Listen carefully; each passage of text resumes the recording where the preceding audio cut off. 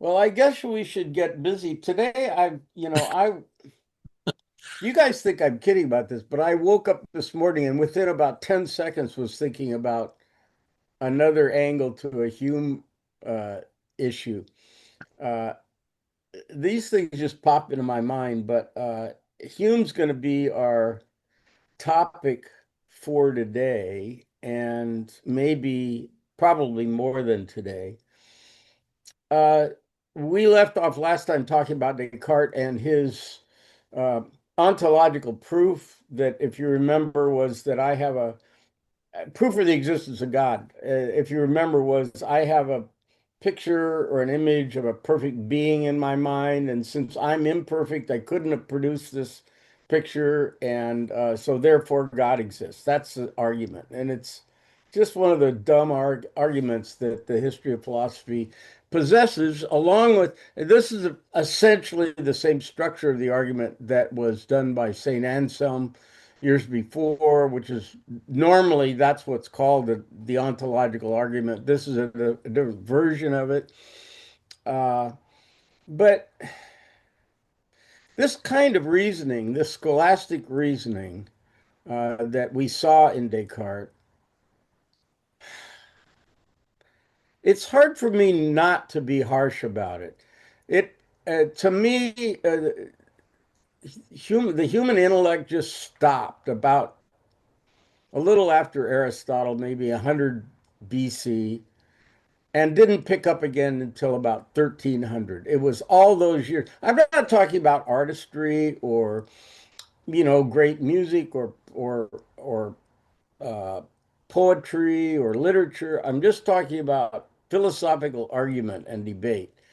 It's just a big junkyard of crap, and but it isn't clear why it was junk, or it wasn't clear. And these people, what I'd say is they were ensorcelled or just mesmerized by the power of language that they thought they had discovered something, a road to the metaphysical world by just using words. Well, words are just symbols that.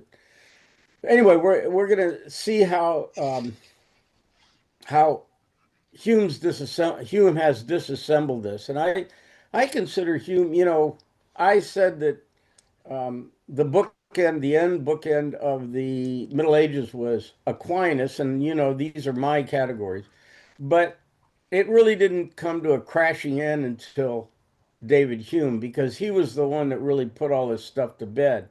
However, William of Ockham, who was a contemporary of Aquinas, didn't buy these proofs either. We went through all the five proofs for the existence of God, all of which we found to be uh, fallacious. And by the way, it's not, they wouldn't put it that way, but this is the current position of the Catholic Church, that they do not actually prove the existence of God. What they'll do is bolster your faith if you already believe. So remember back to Augustine, whose saying was, believe so that you may understand. Well, in fact, that's from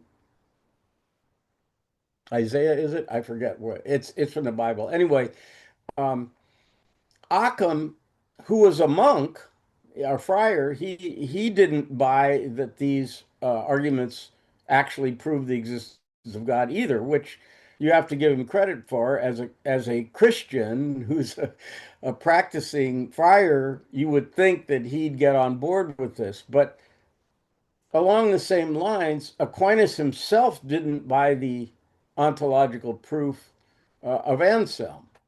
So these guys were not insensitive to logic.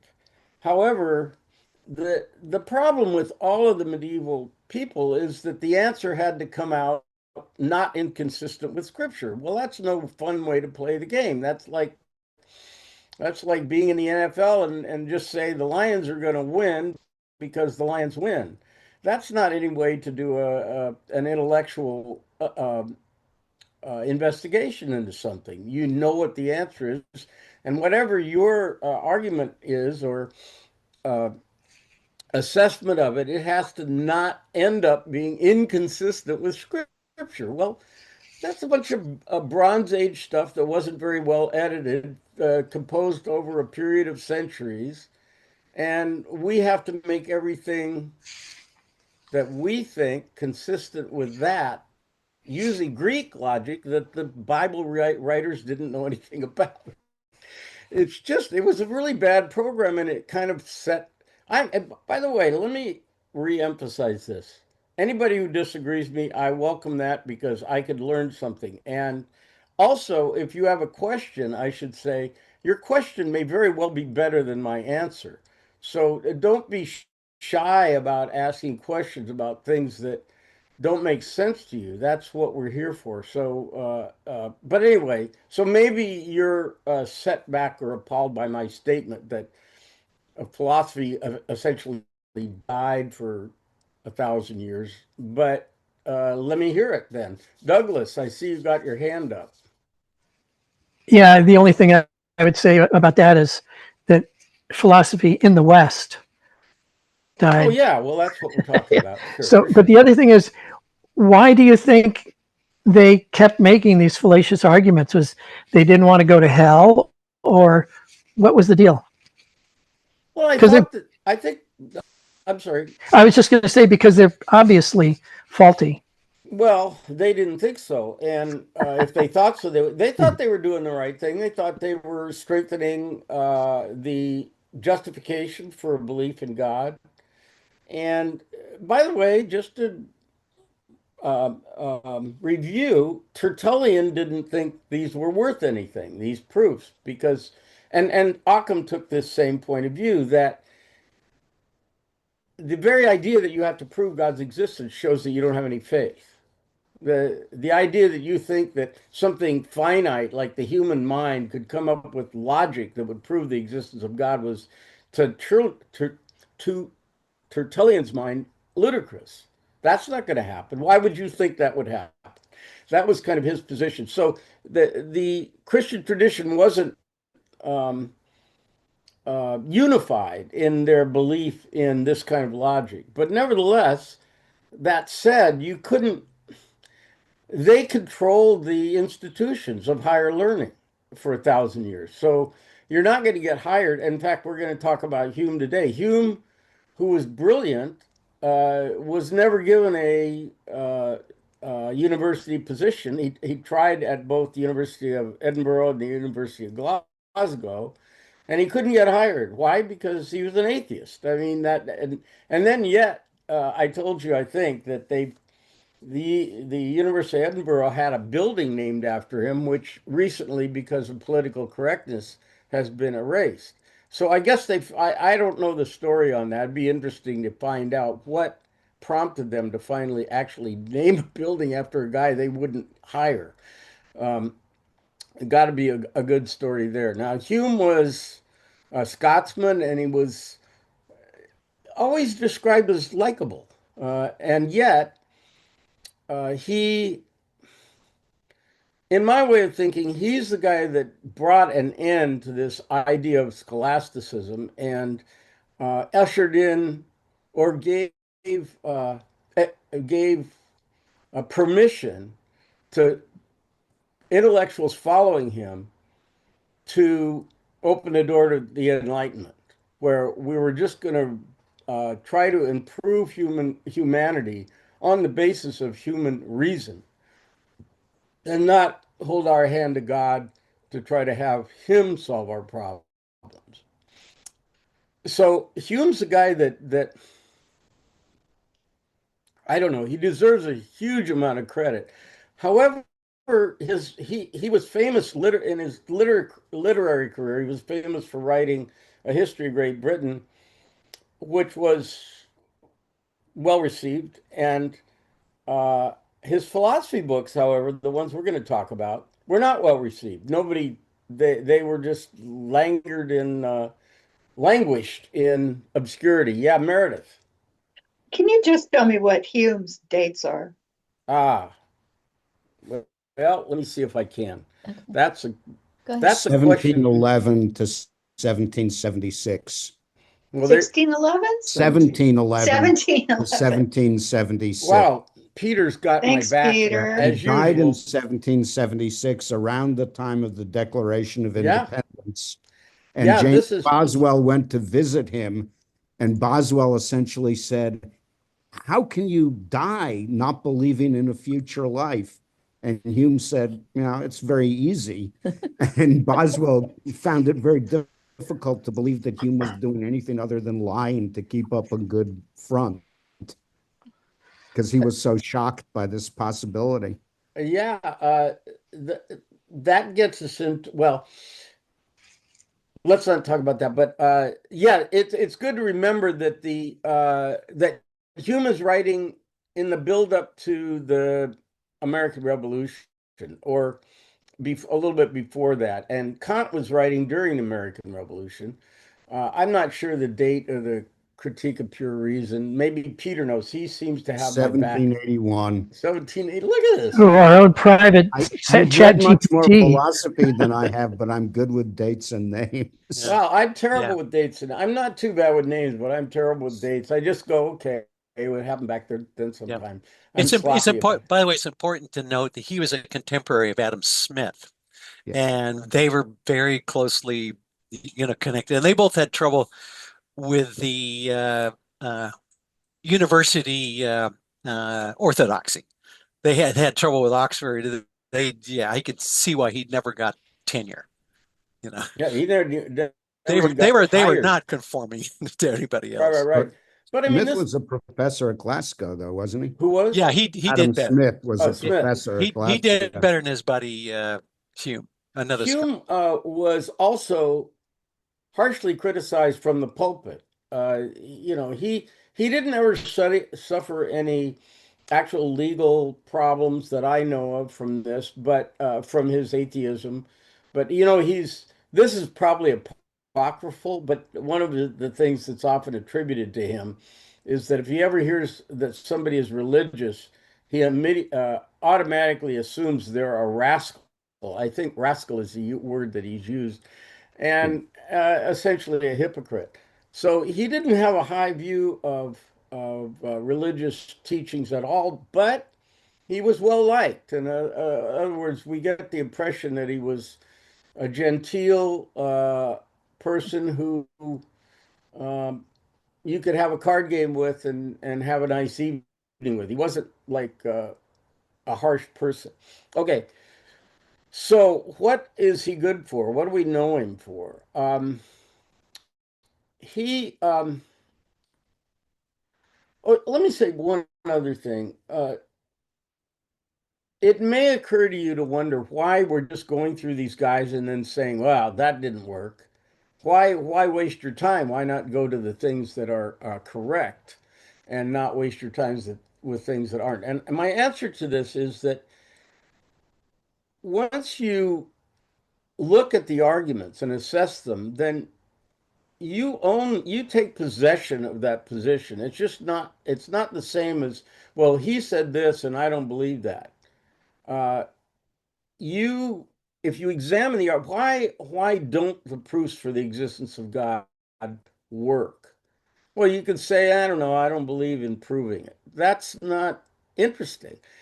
When you go through every proof and you show where it has failed, then I use the phrase take possession of it. You understand why it fails. And I think that's important. So if you're wondering why we keep bringing guys up and then refuting them, that's the reason. So his, like I was saying, his great philosophical works were the treatise of human nature and the inquiry concerning human understanding, and also the dialogues concerning natural religion.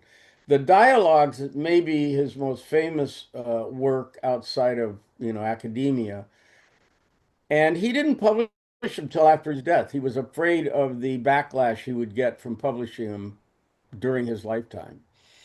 So um, those works, like I say, were fell on deaf ears. They didn't sell very well, and they weren't highly regarded or nobody paid attention to them until Immanuel Kant.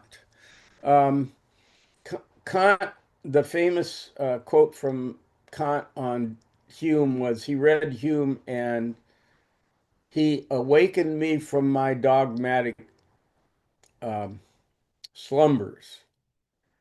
And like everybody else, Kant had been teaching kind of in a dogmatic fashion after the style of Thomas Aquinas, as everybody did. This was the style of the day. And what Hume did was go through all of these um, arguments and try to connect them back to an empirical perception. Hume had two sources. He said there were two sources for establishing the truth of something. One was what he called uh, matters of fact. And before we've referred to a posteriori knowledge. In other words, knowledge after sense experience. This would be his equivalent of that is matters of fact. That's just his term for it. And then the other source for establishing the validity of a position is relations of ideas. Now, Leibniz used the phrases analytic and synthetic, and this is going to be picked up by Immanuel Kant in a big way. But an analytic statement is one that I think we've already gone over this, but let's go over it again. An analytic statement is true by virtue of the definitions of the terms used in the proposition. In other words, you don't have to go outside. You can just say, well, uh, uh, I know several bachelors who are not married. Well, that's fine. But I know a bachelor who is married. That's not fine. And we don't have to know, we don't have to take any um, steps outside of our study to find out whether that's true or not. You can't know a bachelor who's married. Uh, that's an analytic analysis of that statement. Whereas if you said 10% of all the people who claim to be bachelors are actually married, well, that's a whole different thing that you'd have to research. You'd have to do some kind of research to find out. So those are the two avenues. Now we've been since the get-go, since Plato, we've been talking about a priori and a posteriori, and I think I've mentioned that there's these pairs of reasoning uh, come under a lot of names which are closely related but not exactly the same. A priori doesn't necessarily mean the same as analytic, and logical doesn't necessarily mean the same as a priori, but it's related. And a posteriori doesn't necessarily mean the same as empirical, but it's related. So uh, anyway, the what Hume does is say there's two ways we can establish the truth of something: matters of fact or relations of ideas, and this is called Hume's fork in the literature. If you look it up, you'll see the distinction that I'm about to make. So, um, well, it's just what I said, basically. A matter of fact is something that you have to go look at. You have to empirically experience. And so Hume wanted to say that um, it has to be traceable back to an actual sense experience. The other one, relation of ideas, is just purely logical. And what Hume is going to say is anything that is just relations of ideas is tautological. If we can prove something just by the relations of ideas, then it's empty. And there is actually a way of putting it that Kant made famous that means the same thing. He's picking this up from Hume. He says thoughts, and I don't know if this is going to confuse things or not, but to me, this is well said. Thoughts without content are empty. That means matters of fact, relations of ideas. If all you're doing is analyzing the meanings of the words in a sentence, Kant says thoughts without content are empty. In other words, without relationships to observable facts, they're empty. And then he says intuitions without concepts are blind. So intuitions is Kant's word for sense experience. So this is he gets this basically straight from Hume, of course, is writing in a different language, so it's not that surprising that they have different terms. So anyway, so the idea is that all logical relationships that are in analytic thought or in a priori thought, all of those things are empty because they don't have any values to plug in. So we can't say anything about the real world with them. And then the other thing, intuitions without concepts are blind. That Kant says we're going to get into this more when we talk about Kant, but you can think of this as unless there were some organizing principles in our mind, you can imagine. I always compare it to like a digital camera. A digital camera has very good vision, just like yours, but it doesn't know what any pixel is a part of. It doesn't know without it being analyzed by some kind of software or a uh, operating system. It doesn't know anything. It's just a bunch of pixels that are numbers. There's no deciding what is being seen, right? So that's what Kant is saying, that he would imagine something he calls the manifold. I don't want to get too far ahead of myself, but if you have this flow of sense impressions coming into your mind, unless there's some organizing principle, and this goes back to Aristotle, who thought, okay, well, you can see these two things that look similar, so we're going to call them by the same name.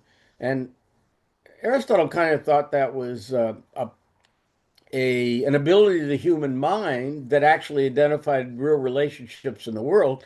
And Kant wants to say, and Hume wants to say, but in the absence of that ability to say these two things are the same, you just have a bunch of pixels in your visual field that has no interpretation. You don't have any interpretation. It's just a bunch of stuff coming into your sensory apparatus.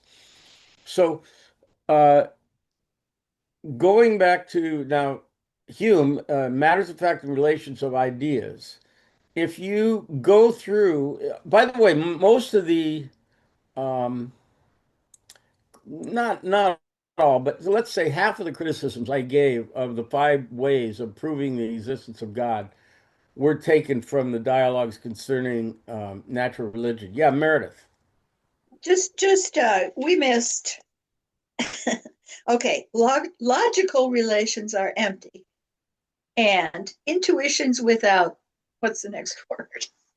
Oh, well, Kant says intuitions without concepts. Without In concepts. other words, you can call them categories, but anyway, organizing principles is what he's saying.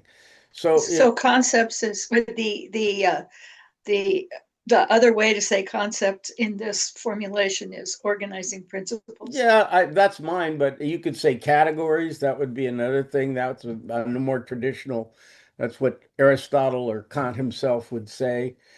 Categories. Your mind categorizes things like same or different, here or there, then and now. Those are all categories that the human mind uses to sort out the just incoherent data that's coming into the brain. Thanks. Okay, so um, many of the criticisms of the five ways that we went through are actually come from Hume himself. So uh, if you examine every one of those theories on the basis of Hume's kind of two uh, standards there, you're going to find out that um, they don't hold water. And I'm going to actually just go through those again, emphasizing the kind of point Hume would make. One of the really famous ones was, if you'll remember, the first proof for the existence of God by Aquinas is, oh, let me just say one thing before. This is what humans responding to, this kind of thinking. He isn't just going from in a vacuum, just starting talking, yapping away while he's fishing with somebody. He's responding to the scholastic tradition, when he's making these points. And they're critical points about the entire scholastic tradition. So if we go back to the first proof for the existence of God, which was causality, we notice that things have causes. This A causes B, and B causes C, and C causes D. Well, there must be a beginning to all those causes. This is um, Thomas's uh, proof. And so the beginning to all the causes has to be God. Somehow God there had to be a starter, and it's what Aristotle calls the unmoved mover, and Aquinas calls God.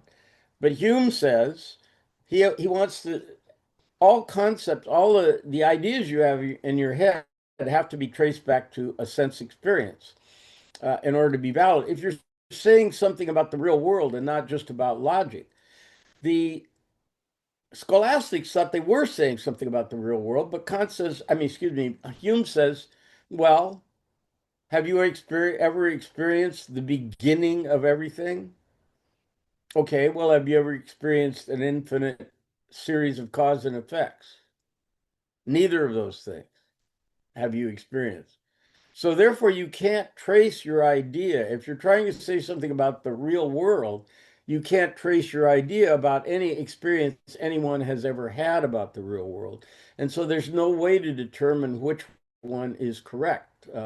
You, they're both equally incomprehensible, an infinite series of causes or a beginning of everything. And we still haven't sorted this out. I think I went through this when we talked about the first way, but it basically comes from Hume. And one of Hume's most famous points was about causality. And here's what Hume says. He says, we don't experience causality. What we experience is one event and then another event. We're going to get Laurel going here in a minute. We experience one event and then another event, but we never experience the thing connecting the two events. Now we can notice that they very often B follows A, very often. Maybe every time we've ever experienced it, B follows A. Well, have we ever seen the thing that connects B and A? No, we just see these two things. And Hume calls it habit. So what you have is event A, you have event B, you have a continual conjunction between, or a frequent conjunction between event A and event B. And then you have a habit of saying, well, that causes that. But Hume brings up something that's a very famous problem, which is the problem of induction. Yeah, Peter. I think it's Bacon who says causality is hard to establish, but there are four things you can say that should establish it. B always occurs after A. B never occurs when A doesn't occur. The more A there is, the more B. The less A there is, the less B. And he says, I believe it's Bacon says that's a strong presumption that A causes B. So, if you put those four things together, I think you've got something like, what I would take to be the scientific notion of causality, even granting that Hume's problem that he raises is a real problem. We went Mill's methods, and Laurel. I don't know if you saw Laurel's. She wrote in about Mill's methods with a more advanced kind of version of the same thing. But this conjunction between A and B is what Hume is talking about. And what Hume is not trying to say, by the way, just because it sounds crazy at first. Is he saying that viruses don't cause disease? Is he saying there's no cause for No, he's not saying that. He's addressing himself to the people who are making a metaphysical point that because there's such a thing called cause, we can extend it all the way back to a metaphysical being, which is God. And Hume is saying, wait a second, we've never experienced the link between A and B. All we do is experience the conjunction between A and B, and the actual metaphysical cause connection, we haven't experienced that. And this is called the problem of induction. Now, just to reiterate what I just said, Hume is not addressing himself to the average. He's not saying, "Oh, well, you could never tell that that headache was caused by the fact that I hit you in the face." He he's not saying something insane like that. He's addressing himself to people who are trying to make grand metaphysical points, and he's saying, "Wait a second, you don't have any actual physical evidence to base what you're saying on. That there is something called cause, that things are linked by." And by the way, to Hume's credit, this has kind of borne itself out in the 20th century with quantum mechanics. Cause and effect are not well understood, or quantum mechanics can't align itself to the concept of cause and effect. And what Hume says, this is called the problem of induction. And the problem of induction is that uh, A causes B, and we've always seen that in the past, so it will be true in the future.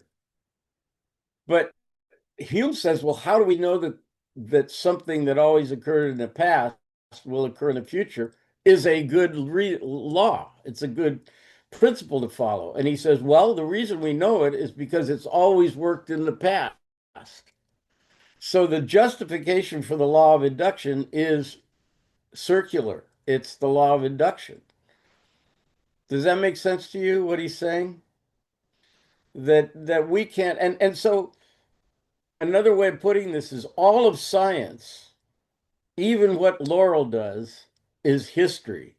In other words, we can't prove that the sun's not going to explode 10 seconds from now. We can't explode because Laurel's going, what? Well, yeah, no, I mean, I'm, I guess, but I'm a little, I won't say troubled. It Troubled seems is good.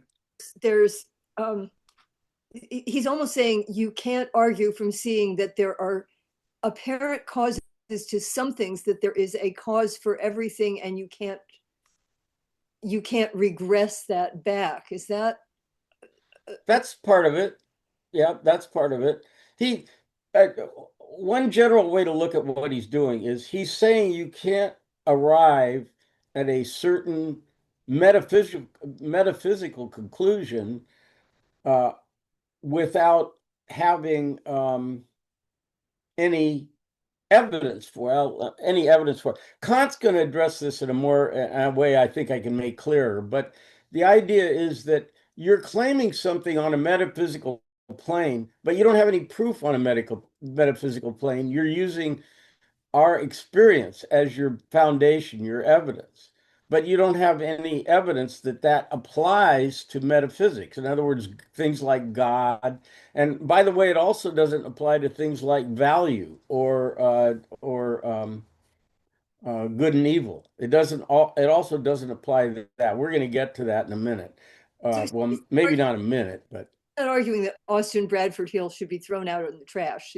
He's basically saying that the work that I drew, or Bradford Hill describes, he's not saying that has no value. He's saying that those techniques don't answer the questions that the scholastics were trying to do. well, that's fair. That and by the way, Laurel, just to reiterate, he's not saying what you do is of no value. He's No, not saying that at all. He's not saying something crazy.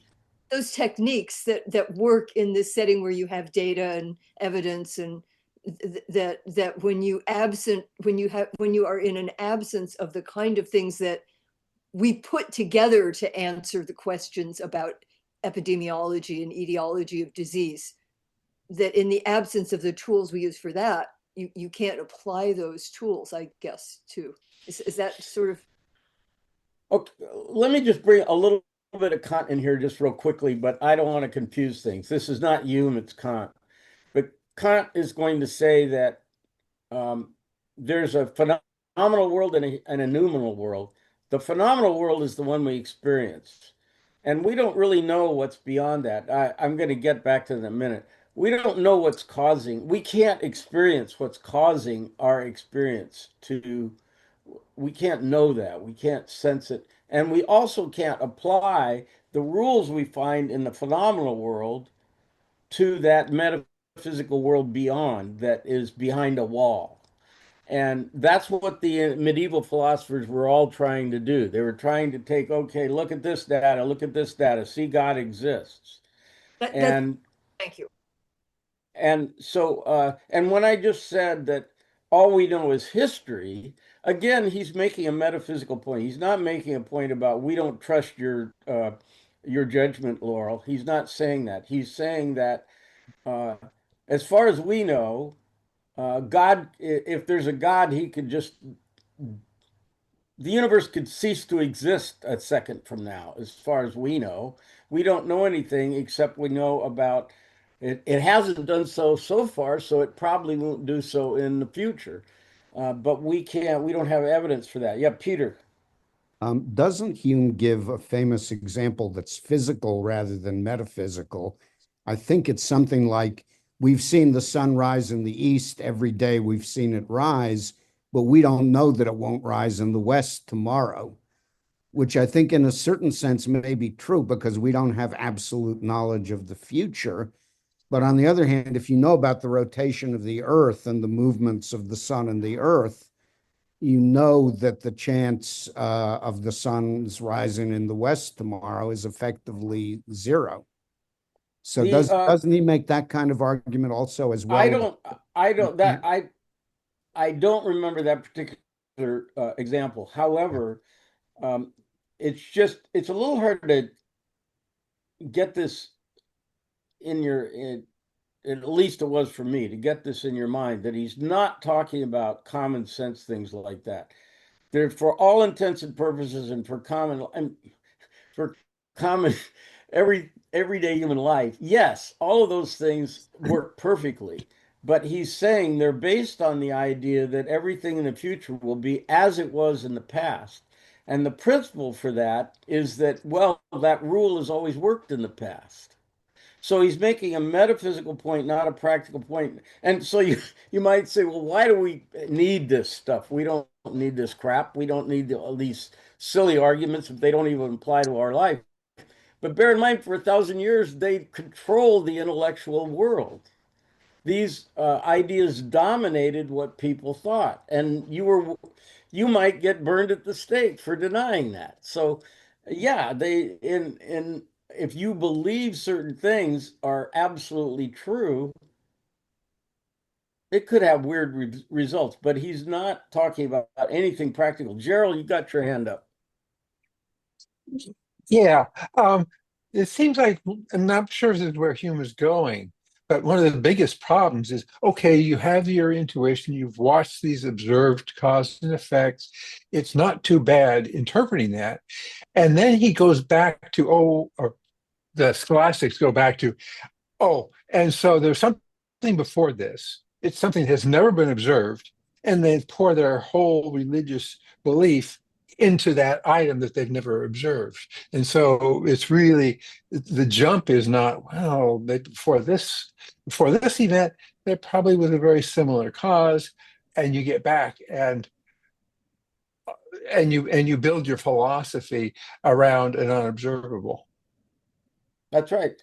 Uh, the and it, you know, as you know, this hasn't been resolved today. It hasn't been resolved. Nobody knows what happened before the Big Bang. In fact, I just read a an article about how the Big Bang itself is now some new kind of research with Mhm. some new particle or something has caused people to question the how the Big Bang occurred. I don't know. It's physics beyond me. Gerald may have some knowledge of this. Am I ringing a bell, Gerald, with anything you know about? Yeah, I have seen some recent stuff, and it's like, well, maybe we don't understand this. And I think that's a good observation. that we Yeah, realize as you get further and further back to that, and this kind of that observable train is we're trying to infer the nature of something, and so far we're lucky to get 100,000 years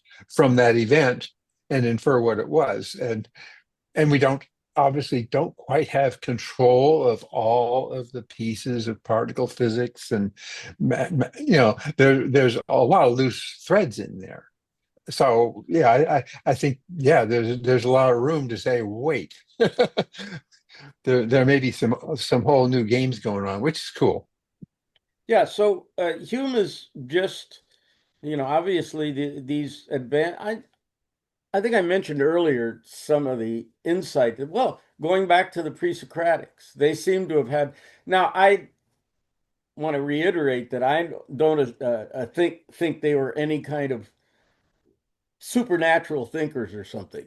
They didn't have uh, intuition that was handed down from on high or anything. But to their credit, like I was just taking a walk yesterday, and I was thinking about who would come up with the idea that everything I'm seeing, all the flowers and the streets and the cars, were all made out of water. I mean, why would you even why would you even think about, well, they all must be made out of one thing. Why would that ever occur to you? And yet, like we said, Thales' insight led eventually to the periodic table. This idea that there's a fundamental substances that are unchanging. Anyway, look, I want to not go on.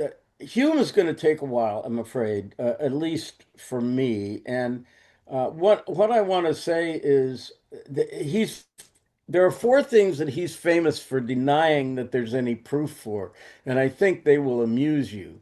The first one we've just been talking about, which is causality, the metaphysical concept of causality. And again, he's not saying that you can fly or anything crazy like this. For all practical purposes in our lives, causality works just fine. He's just saying when you go to try to prove God using that concept, you're on shaky ground. The second thing is that he denies the existence of something called substance, and that sounds pretty weird, and it's a kind of technical argument, but uh, it goes back to Aristotle. Aristotle thought that everything really was some substance, and it could be defined by the material, the efficient, the formal, and the final cause. And then once we figured out all those things, we knew what that substance was.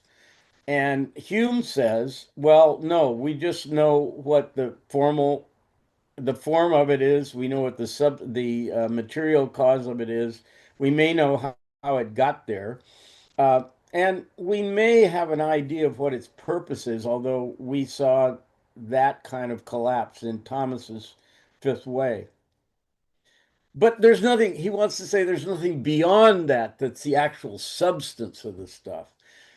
There's the idea that hidden behind a human being or a rabbit, there is the substantial idea of the rabbit, and the rabbit is really this thing. Um, I'm not going to spend much time on this, but anyway, he denied that there was a real thing called substance. He denied there was something called cause. He's very famous for that one.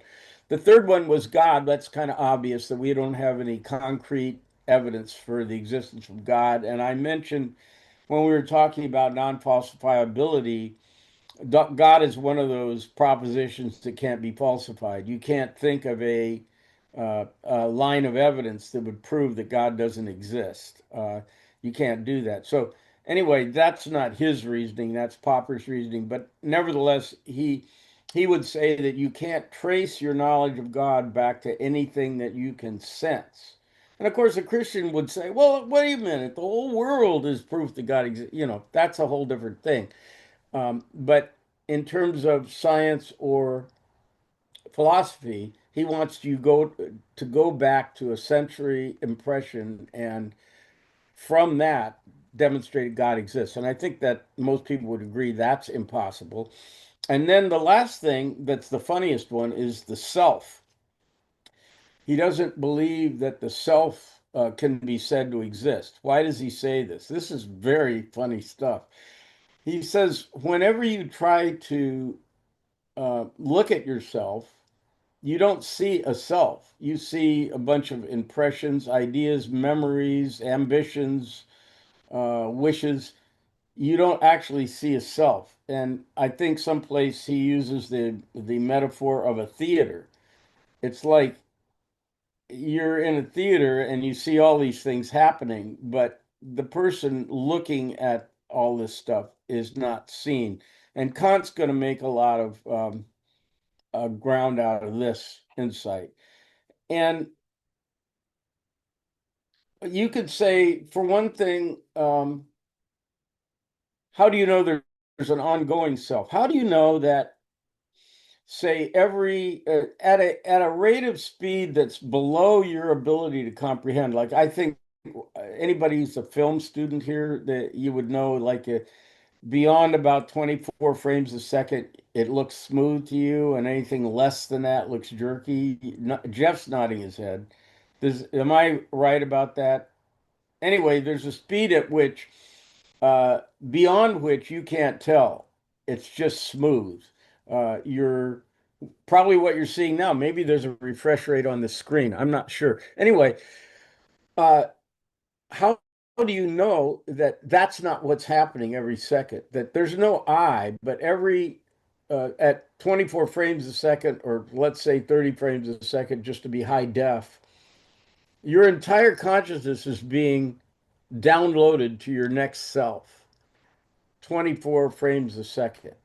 The entire contents of your memory and consciousness is being downloaded and refreshed at a rate of 24 times a second. So, in what sense is that an identity? And even on a much more humble scale, do you really think you're the same person you were when you were 50 or when you were 3 or when you were 15?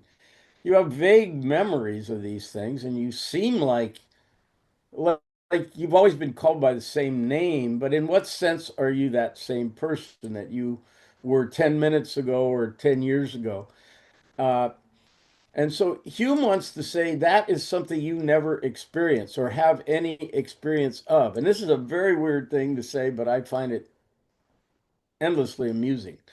So the thing you never perceive is the thing that's doing the perceiving. And again, what I said is Kant's going to make some stuff out of this, but the thing that is the witness to everything you're experiencing, that thing is not experienced by you. It's the thing that's doing the experience. So the self is something, and by the way, again, just to remind you, we're referring to his responses to metaphysical statements that have been made for centuries by people before him. The soul and the self, these are essential kinds of ideas. So again, he says causality, substance, God, and the self are things that are never perceived and we don't have empirical evidence for. So Hume, as you know, is one of the British empiricists. Locke, Berkeley, and Hume were the guys. Um, Locke was the guy that said that we're born with a tabula rasa, and Berkeley was very interesting. I don't know if you know the Galileo kind of is credited for the distinction between primary and secondary qualities. Like a primary quality is one that can be measured, like a scientific quality, but a secondary quality is like taste or color that is all individual. These are that's the distinction made by Galileo. In other words, trying to establish that there's some kinds of qualities that are uh, substantial and can be validated by science, and there's others that are entirely personal. And then Berkeley comes along and says, well, wait a minute. How can you measure something if you can't see what color it is, if it's invisible? So Berkeley's going to say that all qualities, secondary and primary, are uh, founded on a personal idea, a personal perception. And so there aren't any primary qualities, as it were. Everything is secondary. That's Berkeley's going to say that. He's a bishop. And so then Hume is the third of the three, and he's the one we're spending the most time on. But they're all pretty clever guys, Locke, Berkeley, and Hume. However, I want to say this, and this is probably a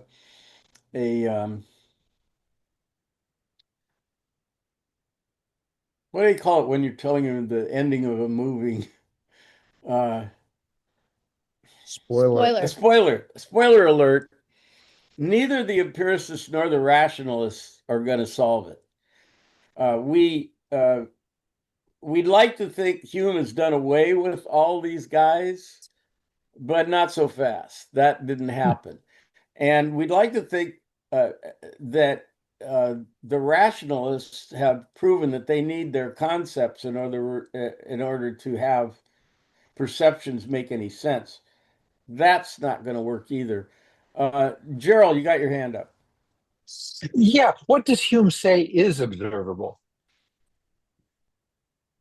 Well, that's a very good question. It's not that nothing's observable. It's that it's the things that the metaphysicians, the scholastic philosophers were trying to tell you exist. Those things are not observable. So regular stuff like spaghetti and, Beavis and Butthead, they're observable. But Okay, what's not observable is causality itself. That's what he's going to say. so So it's really he's these it's these abstractions he goes back to and says you can't see it, and you have filled that gap in and then decided it was real. Okay. that's right. Phil, that's a good way of putting it. Uh, but they're not just abstractions. They're subtractions that substantially directed the human mind for 1,000 years. These abstractions were considered to be solid as a rock for a very long time. They were fundamental ideas that guided the rest of intellectual inquiry for 1,000 years. Um, Peter, Yeah, one completely unbelievable thing to me about empiricism is Locke's idea that the mind at birth is a tabula rasa. I would go more happily to the extreme opposite of that with, say, William Blake or some other mystic.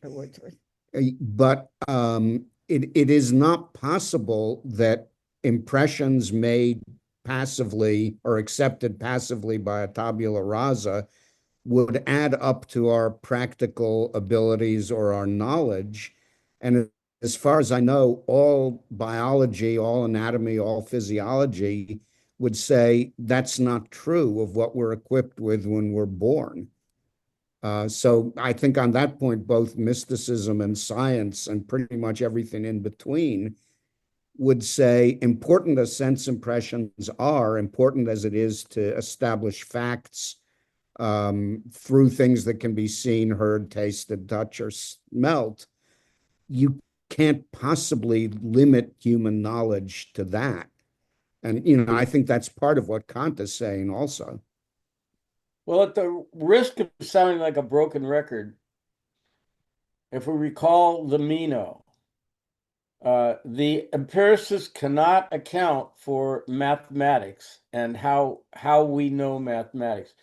To be fair to them, nobody else can either. So it's like I think I recommended go look at the Wikipedia article on the philosophy of mathematics if you want to have your self confused, if you enjoy being confused, which I kind of do. Um, but yeah, you're right, Peter. This is an interesting area of early childhood development too. Exactly what does a baby know? And people are all over this question. And the way they tell it is, or the way they sense whether a baby thinks something is ordinary or not likely is that the baby will stare longer at something. If you have a puppet that just disappears, the baby will stare because it doesn't understand. It seems that the what it has just seen defies the rules of physics. And how would the baby know the rules of physics if he was a tabula rasa? So why would it surprise him that something just pops into existence or pops out of existence? But this is what the kind of this is the kind of question that is, as we speak, being investigated by people who specialize in early childhood development. Yeah, Meredith. Meredith, If you're a mother who's had more than one child, I'm you not a know mother. that each child arrives with different programming. And although they're programmed, I can't believe they aren't. They're not all the same. Yeah, where does it? Well, again, Locke is making a philosophical point, and the reason he's saying it is that he doesn't believe that in these mysterious, and Plato doesn't have an explanation for it, remember? I mean, he doesn't believe that there could be any supernatural reason for it, or that we could have been reincarnated and know this stuff from a previous life. So what Locke's trying to say is not so much just blandly they don't know anything. He's saying if they do know something, you're going to have to explain where they got that knowledge, and nobody can do that, including mothers. I would guess they Oh, yeah. all they Agreed. and so all you could do is observe. Well, this kid seems to know something that that kid didn't know. How is that possible? And you don't know, but that's the kind of thing that the philosophers were trying to ferret out, not just merely observing little kids and saying, not that there's anything wrong with that. Barry, Just wanted to say I have to leave for an appointment, so thank you, Tony, and look forward to seeing everybody next week. very good. But Um, Hume is known as a And I gotta skeptic. go too, so I will see you later. all right, Neil. All right, see you guys. Hume is known as a skeptic and an empiricist, but I think this is a case where if he'd been more of a skeptic, he would have recognized that empiricism has very much narrower limits than he thought it had. It's like nobody can be completely a skeptic. Like in dialogues concerning natural religion, one of them says to Philo, well, when we finish our discussion, we'll see whether you leave the room by the door or the window, and I then we'll know. know if you're a complete skeptic. Right. But on this question of how do you know that babies are born different from each other, I think even if you say, I can't explain that, or it might have something to do with the structures of their brains, but I still can't explain it, you're in better shape than if you say, no, they're all the same. It's only what's inscribed on the tabula rasa. The skeptic who says, I don't know, is in better shape there than the one who says, I do know. Yeah, I'm afraid that's often the case, which is one of the disappointing things about philosophy. You never get to the end where you can just say, okay, I'm done. I know everything. Although it's been announced a few times in the history of philosophy that we now know everything. In fact, there was a scientist. Who was that guy? This is like 40 years ago. There was a scientist that said physics is everything's been discovered. Remember I who's? don't remember. I remember hearing that. Yeah. It was Hawking. No, I don't think it was Hawking. No.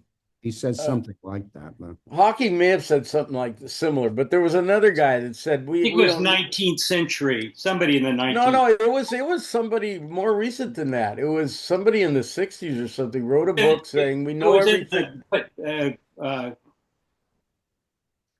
What's the office that like Einstein was working in and stuff, So Advanced no, advanced studies at Princeton. no, Patent office. Patent office. patent off. Yeah, it was somebody in the Oh, the patent patent office. 19th Yeah, century said it. right, right. Well, there So were no more. We don't need any more patents because we got everything figured that's out. right. Something like that. That turned out to be not a very good assessment. Hmm. So anyway, anyone else on Hume? We're not done with Hume, by the way. We've kind of covered these. Remember those four things that he said we can't demonstrate the existence of: the self, God, causality, and substance. Those are important things about Hume, but we haven't talked about his ethics yet, and we'll address that next time because he's an important ethicist too. and not in the normal way of being an important ethicist, but kind of in the way he's an important philosopher, and that is just denying that what everybody else said was could be validated. Not that it wasn't true. Once again, I guess I have to say this. I keep feeling like I have to say it. Somebody's religious beliefs are none of my business. I don't care what somebody believes. If they believe that there's a space alien race that's going to come along in 10 years and lift everybody up to heaven, I don't care if you believe that. All we're trying to do is establish here whether or not the arguments that we're offered do what they say they're going to do. That's all we're doing. It's a minimal job. We're not trying to criticize religion or anybody's beliefs. Yeah. Uh, So, Tony, are you going to talk at all about his distinction between enthusiasm and superstition in religion? I read about that I little. wasn't going to. Okay, no, you don't have to. Do you want to talk about it? That little thing, and it was funny, but I find Hume pretty entertaining, actually. I find him pretty funny. And he writes, not only that, he writes in that 18th century very formal kind of overly like when you sign a letter, it's like uh uh uh at the end when you're signing off, you say until that wonderful time when we meet again, I remain, dear Laurel, your admirer and friend, oh, your obedient servant. your obedient servant, whatever it is. But it's this elaborate Yeah. close, and I don't know. I love that stuff. I don't know why I love it so much. But anyway, that's how Hume writes. He writes in that style, as did Jefferson and the founders. You know, they were all in the same era. Not a long essay. It was just sort of charming.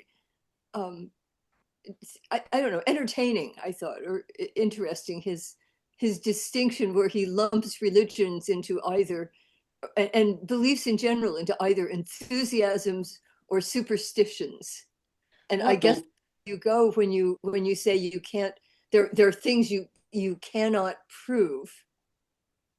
But if you're going to create something based on things you can't prove, he distinguishes between enthusiasms and superstitions. Interesting. I don't remember. I guess I do remember. That rings a bell, but I'll have to go look that up. Laurel, you've challenged me here. Well, I mean, it's just sort of an odd distinction, and it's entertaining how he um, lumps people. He doesn't really like these superstitious people, and he puts a lot of. I think he puts the Jesuits in there and a bunch of other Catholic. Oh, does he?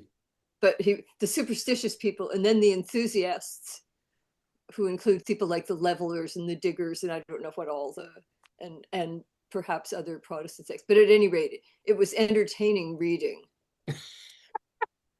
Very good. Tolerant Well, enthusiasts, but not much. okay. So, well, next time we'll talk about his criticism of Hobbes' view of humanity, and also the other distinction that he's famous for is the is-ought distinction, which is um, often called Hume's guillotine. The other distinction was Hume's fork between of the two. You have to be able to demonstrate something by either matters of fact or relations of ideas. And if you can't, he wants you to cast it into the flames. It's kind of radical. But all he's saying is what Socrates said. We're trying to determine what is truth and what is opinion. That's all he's saying. It's not as harsh as he makes it sound. But the other distinction he's famous for is called Hume's guillotine or guillotine, and that is the distinction between fact and value, or is and ought. And we will be talking about that along with his uh, criticism of Hobbes next time.